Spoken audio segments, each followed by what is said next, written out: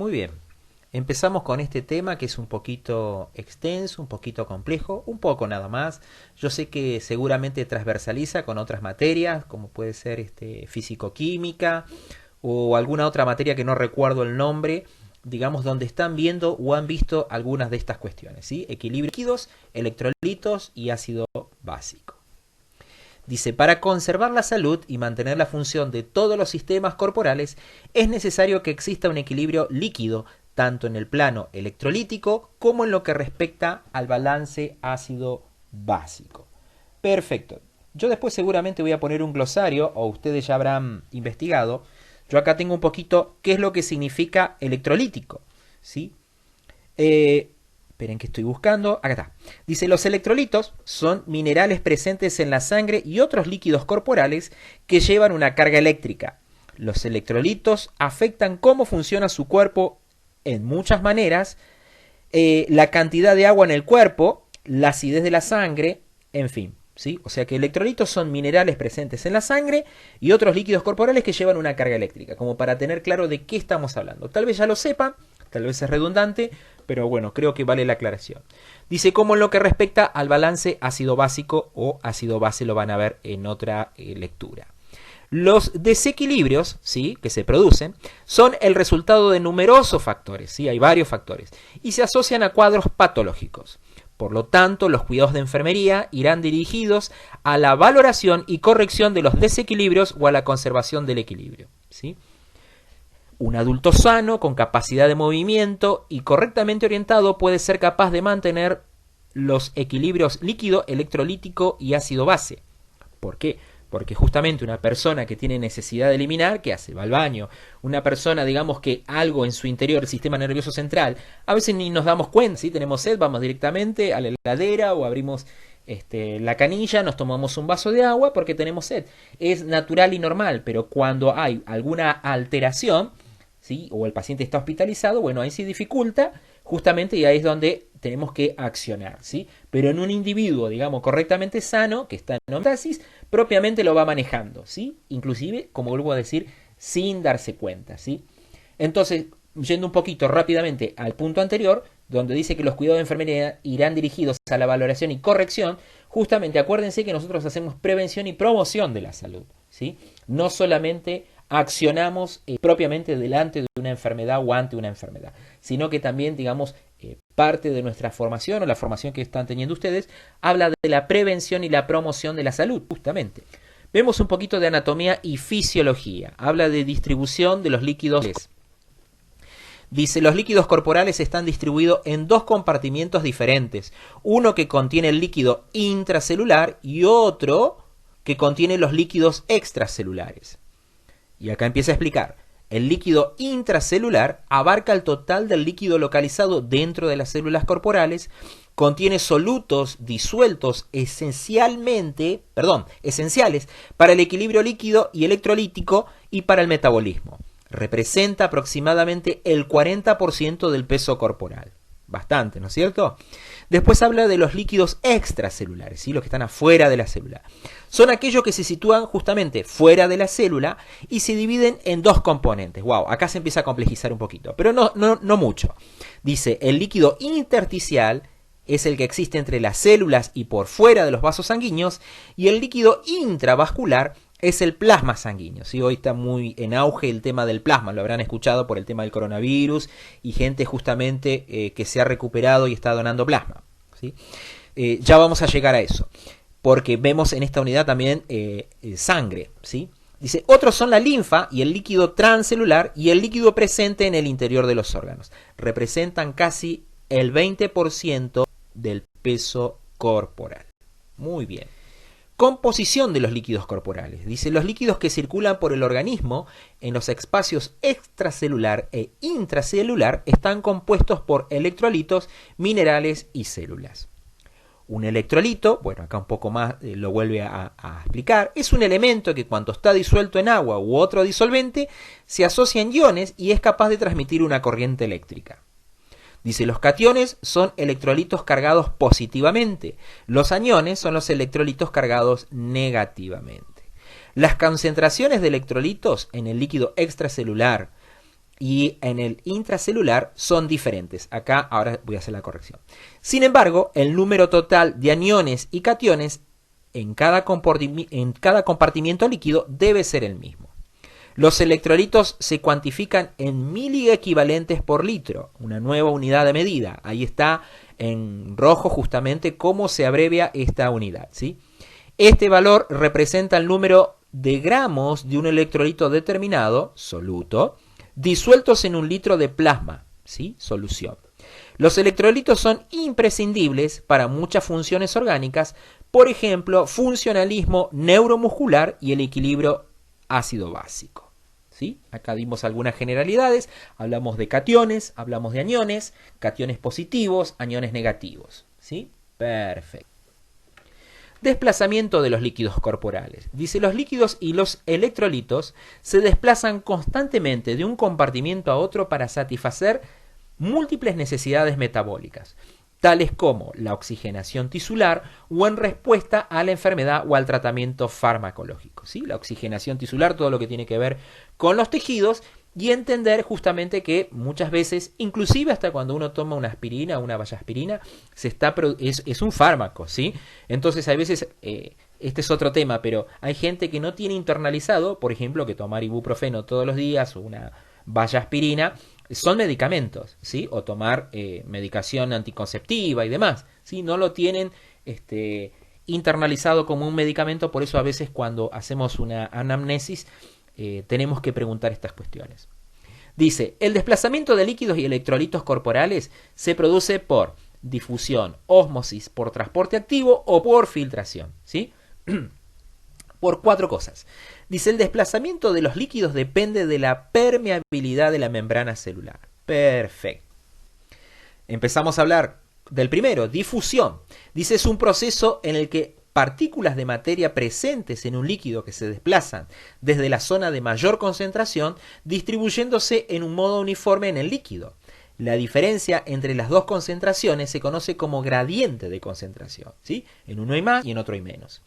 Para que una sustancia pueda atravesar una membrana, esta debe ser permeable, si no, no se produce justamente este proceso químico de difusión.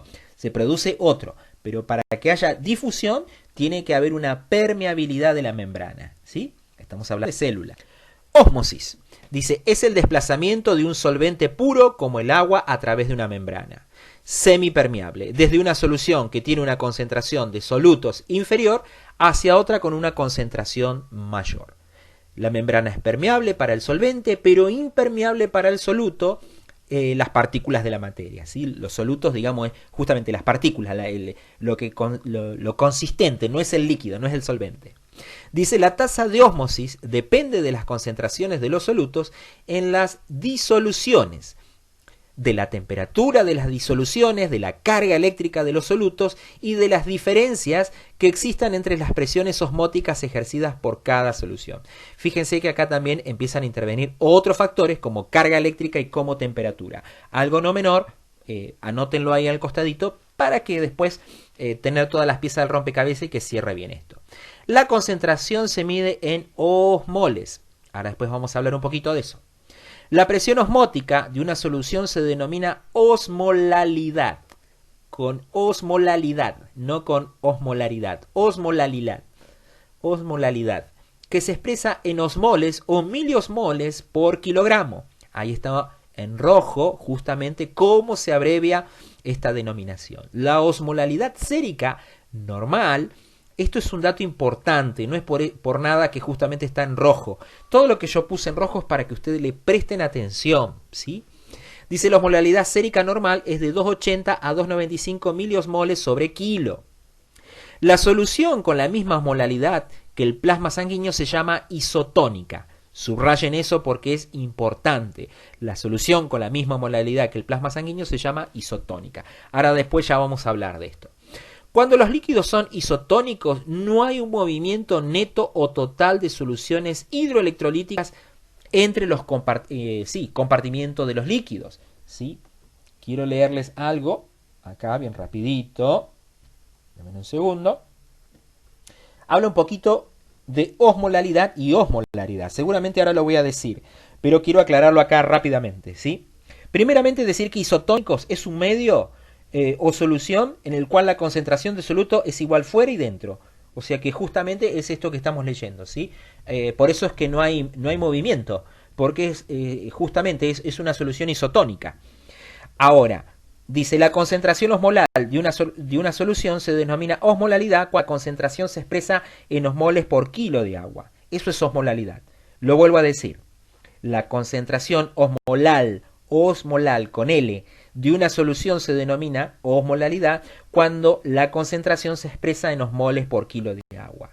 Se llama osmolaridad con R cuando se expresa en osmoles por litro de solución.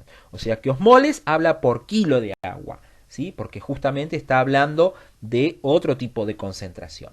Volviendo a la diapositiva o al power que estamos leyendo acá. Dice cuando el líquido extracelular es hipotónico, o sea, tiene poca tonicidad, el movimiento claro de agua hacia el interior de la célula. A la inversa, una solución hipertónica tiene una concentración de solutos mayor que la de los líquidos orgánicos normales. Cuando el líquido extracelular es hipertónico, el movimiento del agua es hacia afuera de la célula, con una deshidratación celular como resultante. Esto es un dato que ahora después tal vez hay que leerlo varias veces para entenderlo, leerlo con cuidado, anotar, fijarse, por ahí ver algún video de YouTube, ¿sí? Vuelvo a decir, seguramente estoy transversalizando con otra materia que están viendo este tema, ¿sí?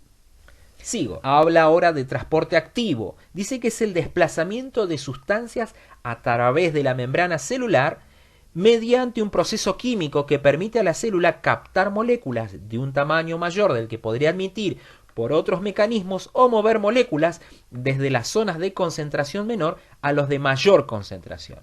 A diferencia de la difusión y de la ósmosis, el transporte activo requiere actividad metabólica y consumo de energía. Perfecto. Ejemplo de transporte activo en el organismo es la bomba sodio-potasio ATPasa. ¿Qué significa ATPasa? Es una sigla de adenosina trifosfatasa o adenosina trifosfatasa. ¿Sí? Adenosina trifosfatasa separado, o por ahí lo pueden encontrar junto como adenosina trifosfatasa. Cualquiera del grupo de enzima que dirigen la hidrólisis del ATP. ATP, ustedes ya lo conocen, ¿sí? Adenosina trifosfato, ¿sí? Perfecto. El transporte activa moléculas transportadoras, ¿sí? Parece redundante, pero presentes en la célula que se unen a las moléculas que han de entrar en la misma. Por ejemplo, el oxígeno se liga por sí mismo a la hemoglobina que le sirve como vehículo de transporte. Acá tenemos un ejemplo bien gráfico, ¿sí? Por eso, digamos, qué importante, digamos, la hemoglobina dentro de lo que tiene que ver con niveles de saturación y demás, cuando vemos perfusión y otras cuestiones. Vamos a filtración. Dice que filtración es el proceso mediante el cual el agua y las sustancias difusibles se movilizan juntas como respuesta a la presión de los líquidos. ¿Sí? Tiene que haber una presión para que se produzca la filtración. Este proceso es activo en los lechos capilares, donde las diferencias de presión determinan el movimiento del agua, los electrolitos y otras sustancias disueltas entre los capilares y el líquido intersticial. La presión hidrostática es la presión ejercida por un líquido de columna. La presión oncótica es una presión osmótica ejercida por las grandes moléculas proteínicas de la sangre, ¿sí? Presión oncótica. Muy bien. Regulación de los líquidos corporales. Dice, los líquidos corporales están regulados a través de la ingesta de líquidos, de la eliminación de los mismos y mediante controles hormonales. Fíjense todo lo que interviene, digamos, en la regulación, en lo que se moviliza un líquido de un lugar a otro, etc. Regulación de la ingesta de líquidos. Esto es importante, ¿sí? Dice, la ingesta de líquidos está regulada principalmente a través del mecanismo de la sed, ¿sí? Tenemos sed, lo que dijimos hace un rato, vamos y tomamos agua, ¿sí? Ahora, hay veces, ¿sí?, de que el paciente, como dije hace un rato, no puede ingerir este vaso de agua, porque le queda lejos, porque está con contención mecánica, porque tiene alguna complejidad, porque no hay agua en la habitación, o el agua es un poquito a veces de procedencia dudosa, etcétera, etcétera, ¿sí? Dice, la sensación de sed aparece con una pérdida del 0,5% de agua corporal. Fíjense qué sensible que es nuestro organismo, ¿sí? Para que aparezca esta sensación de sed. El centro de control de la sed se localiza en el hipotálamo. Fíjense, ¿sí? Sistema nervioso central. Los principales estímulos fisiológicos del centro de la sed son el incremento de la osmolalidad plasmática y el descenso del volumen plasmático. Cuando hablamos de osmolalidad, ustedes se acuerdan, hace un rato lo dijimos, ¿sí? ¿De qué estamos hablando? ¿Sí? De kilos, ¿sí? O de litros, ¿sí? Hablamos de kilo de agua. Cuando hablamos de osmolalidad, habla de kilos de agua porque justamente también está llevando solutos, ¿sí? Entonces, ¿qué es lo que está diciendo acá? ¿Sí? Ahora ya lo vamos a ver. Se los voy adelantando un poquito más en criollo, ¿sí? Cuando hay determinados solutos o más solutos y no hay medios, digamos, propicios para que se produzcan estos intercambios, nuestro cerebro, puntualmente a punto del hipotálamo, ¿sí? El cerebro no, el hipotálamo, ¿sí? Pero me estoy queriendo ser gráfico y sencillo para que me puedan entender, ¿sí? Justamente detecta, ¿sí? A través del sistema nervioso central, ¿sí? Esta situación y bueno, nos hace sentir sed, ¿sí?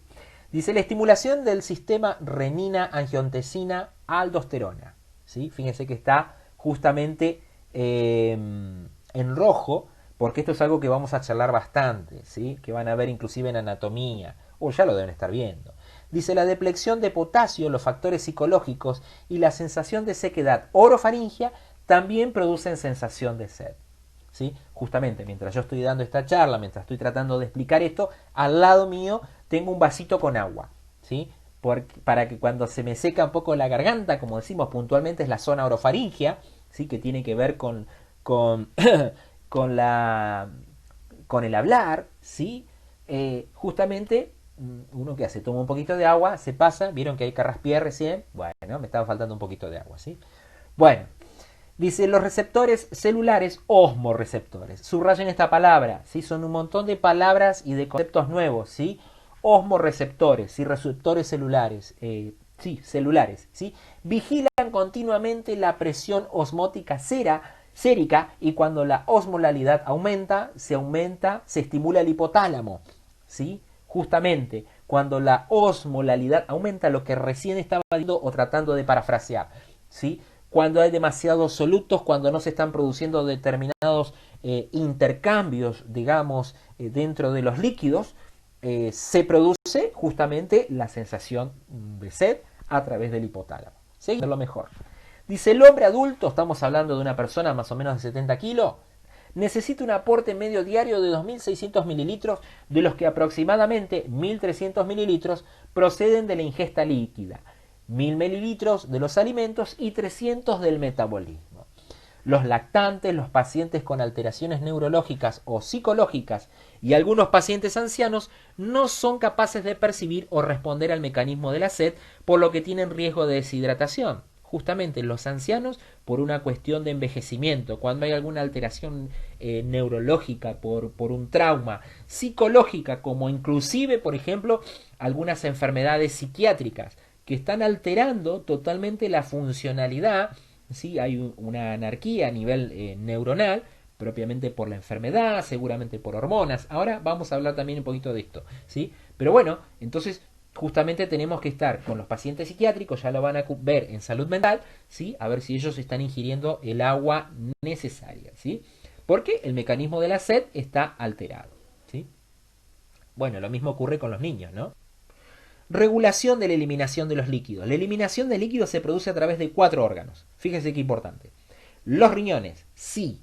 La piel, también. Los pulmones y el tracto gastrointestinal, ¿sí? A través de esos 4 órganos se produce la eliminación de los líquidos.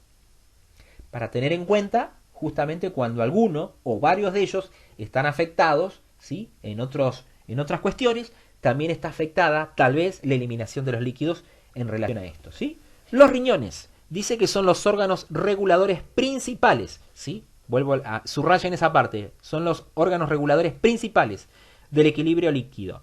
Filtran aproximadamente 170 litros de plasma cada día y producen 1500 mililitros de orina. Todo esto se produce, digamos, bajo efectos de la presión, ¿sí? Si no hay presión, no se produce filtración. Y cuando hablo de presión, estoy hablando también de presión arterial. Un paciente que está hipotenso, ¿sí? Que está con una TAM baja, sobre todo la TAM, ¿sí? No solamente va a estar con baja perfusión cerebral, sino que también va a estar oligúrico o anúrico. Dice, la cantidad de orina producida se ve condicionada por la actividad de la hormona antidiurética, ADH. Ahora sí me meto un poquito de agua. Ahí está. Y por la aldosterona. Dice, estas hormonas influyen en la excreción de agua y sodio y pueden ser estimuladas por las modificaciones del volumen plasmático, ¿sí? Recuerden esta hormona, la ADH, la hormona antidiurética. ¿Qué hará si dice antidiurética? Justamente que la persona no orine, ¿sí? Ahora vamos a seguir leyendo. Dice, la eliminación de agua a través de la piel se regula mediante el sistema simpático, que activa las glándulas sudoríparas. Las pérdidas pueden ser sensibles o insensibles. Ya hablamos de esto en el cuatrimestre pasado. La pérdida insensible es continua, sin que el individuo la perciba. En cambio, la sensible es percibida por el paciente y por el profesional de enfermería. ¿Sí? La sensible es toda aquella que podemos medir. La insensible no la podemos medir.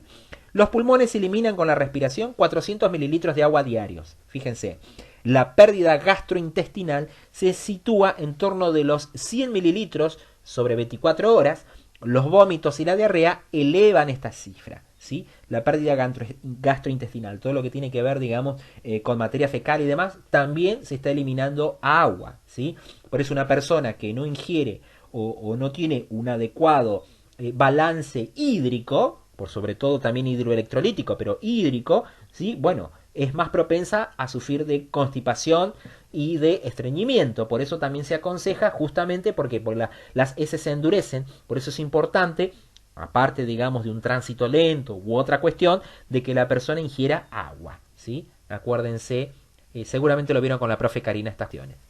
Regulación hormonal. Las dos hormonas principales que influyen en el equilibrio líquido y electrolítico son la hormona antidiurética y la aldosterona. El estímulo para la secreción de la hormona antidiurética es un aumento de la osmolalidad sanguínea, que indica un déficit de agua o un descenso del volumen sanguíneo circulante, ¿sí? Ahí se activa la hormona antidiurética y ¿qué hace? No se trata de perder más líquido, porque ¿qué es lo que está pasando? Justamente está faltando líquido, ¿sí? La hormona antidiurética, liberada en el lóbulo posterior, disminuye la producción de orina al aumentar la reabsorción de agua en los túbulos renales. Perfecto, esto lo deben estar viendo o lo van a ver en anatomía. Durante periodos transitorios en los que existe una disminución del volumen líquido, ejemplo, vómitos, diarrea o hemorragia, ¿sí? Son periodos transitorios, ¿sí? No, la persona no está siempre con vómitos, diarrea y demás, es cuando uno transita justamente alguna enfermedad, ¿sí? Dice, la concentración plasmática de la ADH, de la hormona antidiurética, aumenta, ¿sí? Incrementándose también la cantidad de agua reabsorbida por los túbulos renales, que vuelve al volumen plasmático circulatorio. ¿Qué está queriendo decir? Que el organismo trata de compensar, el organismo trata justamente, digamos, de en esos lugares donde está faltando, ¿sí? Bueno, a través de la hormona antidiurética, ¿sí? Hace de que esa agua que se debería eliminar, no, justamente se reabsorba, ¿sí? Esto también lleva a algunas complejidades, porque justamente se están produciendo productos nitrogenados que no son eliminados. Fíjense, no es en vano entender o recordar que la eliminación está en la base de la pirámide de Maslow. Es una necesidad básica la eliminación. Si no se está eliminando, como ocurre muchas veces con pacientes que se dializan o se hemodializan, ¿sí? Y que no orinan, que están anúricos u oligúricos y muchas veces están sobrecargados de líquido, esto trae toda una serie de complicaciones. Volvemos acá. La diuresis desciende como respuesta a la hormona. La secreción de ADH se estimula con la elevación de la osmolaridad plasmática producida a raíz de una carencia de agua, ¿sí? Hay una carencia de agua, lo que recién venimos diciendo, y se secreta esta hormona antidiurética. La aldosterona es un mineralocorticoide producido por la corteza suprarrenal. Acuérdense, ¿sí? Las glándulas suprarrenales son las que están en los polos superiores de los riñones. Vuelvo a decir, tal vez cuando vean sistema endocrino, o ya lo habrán visto, ahí lo van a ver en anatomía. Dice que regula el equilibrio de sodio y potasio. Fíjense, ¿sí? Porque estamos viendo todo lo que tiene que ver con hormonas. Los déficits de líquidos por hemorragias o pérdidas gastrointestinales, ¿sí? Justamente cuando se producen estos déficits, que producen un descenso de la presión arterial, un descenso de la presión de sodio sérico, un aumento del potasio sérico y una estimulación del sistema nervioso simpático, pueden estimular la secreción de la aldosterona. Produce la excreción de potasio y la reabsorción de sodio a nivel de túbulo renal. Como consecuencia de ello se reabsorbe agua que se incorpora al volumen plasmático, ¿sí? Está tratando el organismo justamente, digamos, de nuevamente entrar en homeostasis, ¿sí? Pero bueno, llega un momento que si estos factores o esta regulación hormonal fracasa ante estas situaciones, digamos, bueno, va a recurrir, ahora vamos a ver, ¿sí? a otros espacios, pero tarde o temprano este paciente, digamos, se va a terminar descompensando. Pero por eso fíjense qué importante la regulación hormonal en el equilibrio hidroelectrolítico. Regulación de los electrolitos. Cationes. Dice, los principales cationes presentes en los líquidos corporales son el sodio, el potasio, el calcio y el magnesio, ¿sí? Sus efectos modifican las transmisiones neuroquímica y neuromuscular que influyen sobre la función muscular, el ritmo y la contractibilidad cardíaca, el humor y la conducta y las funciones gastrointestinales, además de otros varios procesos, ¿sí? Fíjense, todo lo que afecta, digamos, cuando salimos de la homeostasis, ¿sí? Por eso es muy importante, a veces el médico indica un ionograma, ¿sí? A ver cómo están esos aniones y esos cationes. Regulación del sodio. Dice que es el más abundante, ¿sí? El sodio es el catión más abundante. 90% de los líquidos extracelulares está presente, digamos, este catión. Los iones de sodio están implicados en el mantenimiento del equilibrio hídrico a través de su efecto sobre la osmolalidad sérica, la conducción de los impulsos nerviosos, la regulación del equilibrio ácido-básico y en las reacciones químicas celulares. La concentración extracelular normal de sodio es de 135 a 145 miliequivalentes litro. Estos valores, miren, lo tienen que estudiar, ¿sí? Porque ahora después vamos a ver, esto se va a ir complejizando aún más en segundo año, ¿sí? Y en tercero, cuando vean todo lo que tiene que ver con estado ácido-base, pero en mayor profundidad, esto lo da la profe Sandra Rojas y lo da muy bien. Y es muy interesante y bueno, van a usar estos valores, ¿sí? Ya me queda poquita agua. A ver si me queda un poquito acá. Ahí está. Me quiero apurar para no hacerlo tan largo. Yo sé que después ustedes estudian, reven y demás, ¿sí? Pero bueno, tratamos de ponerle buena onda a todo esto. Regulación del potasio. Dice, es el ion intracelular por excelencia, ¿sí? Ya no es un catión, es un ion. Regula muchas actividades metabólicas y es necesario para el depósito de glucógeno en el hígado y en el músculo esquelético, y para la transmisión y conducción del impulso nervioso. Para que el ritmo cardíaco se mantenga y para la contracción de los músculos lisos y esqueléticos. La concentración plasmática normal oscila entre 3,5 y 5,3 miliequivalentes litro, ¿sí? Entonces ya tenemos, ¿sí?, valores de sodio y valores de potasio. Súper importante, porque fíjense que estamos hablando también del corazón, ¿sí? Entonces, cuando hay una escasez o cuando hay, digamos, una gran cantidad de potasio, que ahora vamos a ver cómo se llama, cuando hay mucho o cuando hay poco, justamente fíjense todo lo que afecta. Acuérdense que alrededor de cada vaso, ¿sí?, que conlleva sangre y demás, vaso con B corta, el otro es con B larga, ¿sí?, hay músculo liso y justamente a veces no se produce la contracción o la vasodilatación, la vasoconstricción o la vasodilatación porque está faltando potasio, ¿sí? El organismo no conserva muy bien el potasio, de modo que cualquier proceso que aumente el gasto urinario, ejemplo, la diabetes insípida, esto ya habla un poco la profe, producirá una disminución de las concentraciones séricas, ¿sí? Un dato no menor, no maneja muy bien el organismo el potasio. Regulación de calcio. El calcio se almacena en el hueso, en el plasma y en las células del organismo. El calcio sérico normal se sitúa entre 4 y 5 miliequivalentes litro. El calcio es necesario para la formación de los huesos, de los dientes, para la coagulación sanguínea, que importante, para la secreción hormonal, para la integridad de las membranas celulares, para la conducción cardíaca, para la transmisión de los impulsos nerviosos y para la contracción muscular. ¡Wow! ¿En cuántas cosas interviene el calcio? Fíjense, no solamente, digamos, sobre el hueso propiamente, donde el común de la gente lo conoce, sino también en otros espacios. La calcitonina procede de la glándula tiroides. Dice, no sé si lo leí, lo vuelvo a decir, el calcio presente en los líquidos extracelulares es regulado por la acción de la hormona paratiroidea, de la calcitonina, de la vitamina D y del equilibrio ácido-básico. Fíjense, vitamina D, sé que le llamó la atención a todos, todos tenemos carencia de vitamina D en esta región geográfica donde vivimos, por eso es importante ingerirla o que entre a nuestro organismo a través de mecanismos externos, ¿sí? Un individuo sano, bueno, justamente, digamos, la toma bioral. Dentro del hospital, por ejemplo, bueno, a veces la damos por sonda nasogástrica y demás, ¿sí? No se inyecta, ¿sí? Sí o sí hay que dar, digamos, a través del tracto digestivo. Regulación de magnesio. Es necesario para el desarrollo de las actividades enzimáticas y neuroquímicas y para mantener la excitabilidad cardíaca y la del músculo esquelético. Otro electrolito importante, el magnesio. Las concentraciones plasmáticas de magnesio oscilan entre 1,5 y 2,5 miliequivalentes litros, ¿sí? Varias cosas de las que se tienen que recordar, ¿sí? Porque ahora vamos a empezar a trabajar con estos valores. Va a costar fijarlo, por eso esto hay que estudiarlo, hay que volverlo a leer hasta que uno lo internalice, ¿sí? Ya se van a acordar, se van a sorprender de la cantidad de cosas que ustedes pueden caber en la cabeza de cada uno de nosotros. Regulación de electrolitos, aniones. Los tres principales aniones presentes en los líquidos corporales son el cloruro, el bicarbonato, el fósforo. Regulación de cloruro. Es el principal ion presente en los líquidos extracelulares. El transporte del cloruro está ligado a la del sodio. Las concentraciones normales de cloruro varían entre 100 y 106 miliequivalentes litros, ¿sí? El cloro, ¿sí? Como se lo conoce el cloruro, el cloro sérico está regulado por la dieta y por los riñones.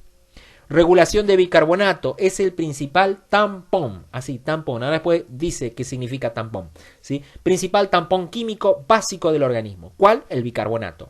Está presente en los líquidos intra y extracelulares, ¿sí? En los dos espacios. Es un componente esencial en el sistema tampón ácido básico. La regulación del bicarbonato se realiza a través de los riñones, ¿sí? Fíjense toda la función que también cumplen los riñones.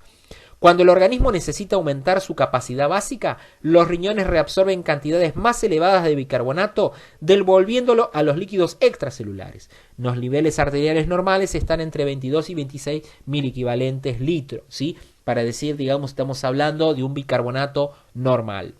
Regulación de fosfato es un ion tampón presente en los líquidos intra y extracelulares que ayuda a la regulación ácido-básica. El fosfato y el calcio participan en el desarrollo y en la conservación de los huesos y los dientes.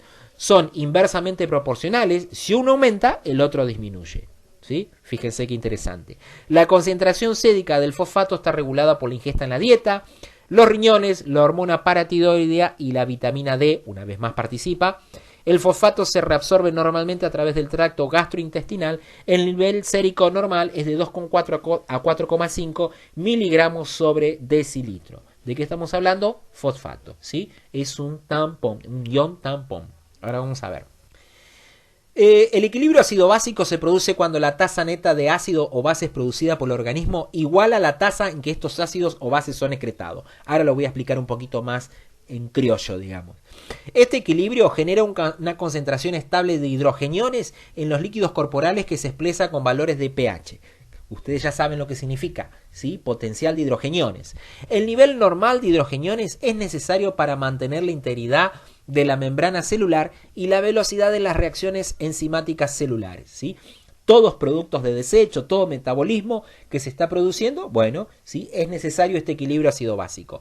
El pH es una escala para cuantificar la acidez o alcalinidad de un líquido. Un pH de 7 es neutro, por debajo de 7 es ácido y por encima de 7 es alcalino. Los valores normales en sangre arterial oscilan entre 7,36, por ahí lo van a ver en alguna bibliografía, 7,35 y 7,45, ¿no? Como que la mente humana es más fácil cuando esto termina los dos 5, ¿sí? Entonces, por ahí van a escuchar esto, 7.35 a 7.45 son los valores normales. Fíjense que es un estrecho margen, todo es en un estrecho margen dentro de nuestro organismo. El cuerpo humano posee mecanismos reguladores que le permiten mantener el equilibrio ácido básico y adaptarse a las modificaciones a corto plazo de la concentración de hidrógeno. Cuando existe un traumatismo grave, una diabetes mellitus descontrolada, un cuadro de shock u otras enfermedades graves, el organismo puede no ser capaz de mantener el pH normal, ¿sí? Justamente porque hay un desequilibrio en los líquidos, ¿sí? Y conjuntamente con los líquidos hay una mayor liberación, ¿sí?, de aniones y de cationes. Los tres tipos básicos de reguladores ácido básicos presentes en el interior del organismo son los sistemas tampón. Acá lo explica al final, pero primero leemos químico, biológico y fisiológicos. Un tampón es una sustancia o grupo de sustancias que pueden absorber o liberar hidrógeno para corregir un desequilibrio ácido básico. Lo vuelvo a leer, yo sé que ustedes lo van a volver a leer, pero quiero que se les fije, no sea cosa que sea una pregunta ahí de segundo parcial. ¿Qué es un tampón? Y me pongan otra cosa. Dice, un tampón es una sustancia o grupo de sustancias que pueden absorber o liberar hidrógeno para corregir un desequilibrio ácido básico. Eso es lo que significa, ¿sí? Seguimos, rápido. Regulación química. Es el principal tampón químico de los líquidos extracelulares. Es el sistema ácido carbónico bicarbonato. El sistema tampón del ácido carbónico bicarbonato es el primero en reaccionar a las modificaciones del pH de los líquidos extracelulares y reacciona en segundo. Es una regulación química rápida. La excreción de dióxido de carbono que se produce como resultado del metabolismo es controlada principalmente por los pulmones, mientras que de los hidrogeniones y del bicarbonato lo es por los riñones. ¿Sí? Fíjense qué importante. Existe un segundo sistema de amortiguación química constituido por el fosfato inorgánico y las proteínas plasmáticas, albúmina, fibrinógeno, protrombina y gamma globulinas. Estas proteínas pueden captar o liberar hidrogeniones para corregir una acidosis o una alcalosis. Sin embargo, su capacidad para mantener el equilibrio del tiempo o del líquido extracelular es limitada, ¿sí? Todo lo que tiene que ver con regulación química, ¿sí?, tiene un cierto tiempo, como ustedes están leyendo acá. Perfecto, me quiero apurar, ¿sí?, para que no sea tan extenso y tedioso este tema. Regulación biológica. El tamponamiento biológico se produce cuando las células absorben o liberan hidrogeniones. Tienen lugar después del químico y dura de 2 a 4 horas. Primero el químico y después el biológico. Recuerden este orden. El hidrogenión tiene una carga positiva y ha de ser cambiado por otro ion positivamente, que habitualmente es el potasio, ¿sí? Un segundo tampón biológico es el constituido por el sistema hemoglobina-oximohemoglobina. Yo puntualmente les voy a dar estas generalidades. Lo que tenga que ver con algo más complejo ya lo van a ver en anatomía, ya lo van a ver en tercer año. Pero bueno, esta es una introducción con todo lo que tiene que ver con líquidos y con estado base, que les va a dar la base para segundo y tercer año, ¿sí? Regulación del equilibrio ácido básico. Los dos tampones fisiológicos del organismo son los pulmones y los riñones. Los pulmones se adaptan rápidamente a un eventual desequilibrio ácido básico y actúan para devolver el pH a la normalidad antes que lo hagan los tampones biológicos, ¿sí? Estamos hablando de los pulmones. Generalmente los niveles aumentados de hidrogeniones y el dióxido de carbono proporcionan el estímulo necesario para la respiración. Cuando se altera la concentración de hidrogeniones, los pulmones reaccionan a fin de conseguir el calibre modificando la frecuencia y la profundidad de las respiraciones. En alcalosis, el organismo la compensa, ¿sí? ¿Qué era alcalosis? ¿Sí? Sí, ya sé que es lo contrario de acidosis, ¿sí? Cuando justamente el pH es menor, cuando es mayor a 7.45, a 7.35, ¿sí? Yo ya estoy también un poquito cansado. Entonces estamos hablando de alcalosis, cuando es mayor, ¿sí? El organismo la compensa reduciendo la frecuencia respiratoria y por tanto se retiene dióxido de carbono. El dióxido de carbono se combina con el agua para formar ácido carbónico que contribuye a corregir la alcalinidad. En acidosis, ¿sí?, cuando baja de 7.35, la frecuencia respiratoria aumenta y los pulmones excretan grandes cantidades de dióxido de carbono, ¿sí?, cuando se modifica el pH, cuando baja. Acidosis cuando baja, alcalosis cuando sube, ¿sí?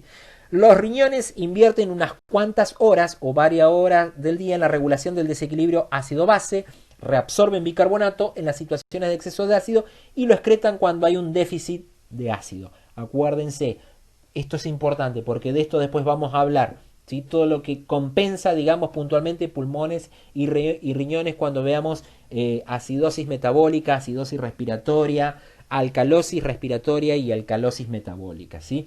Puntualmente intervienen conjuntamente con el resto de los líquidos y demás, en estos intercambios, pero intervienen puntualmente el riñón y el pulmón.